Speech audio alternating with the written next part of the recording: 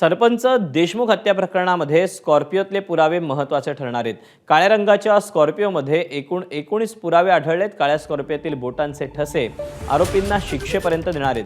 MH44Z9333 स्कॉर्पिओवर एकूण 19 पुरावे आढळून आलेले आहेत, ठसे आढळून आलेले आहेत। आरोपीवरील ठसे हे सुधीर सांगळे या आरोपीशी जुळाल्याची माहिती मिळते।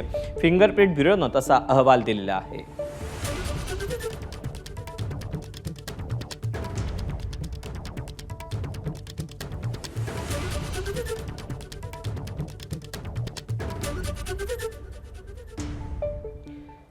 दरम्यान संतोष देशमुखांचे बंधू धनंजय देशमुख यांनी यावर काय प्रतिक्रिया दिली ते पाहूया। अपहरण ते खून ही सगळी जी घटना आहे हे सगळे आरोपी एकच आहेत। या आरोपींनी अपहरण करून जी हत्या केली त्या संदर्भात निकम साहेबांनी एकदम स्पष्ट शब्दामध्ये प्रसारमाध्यमांना आपली प्रतिक्रिया काल दिलेली आहे।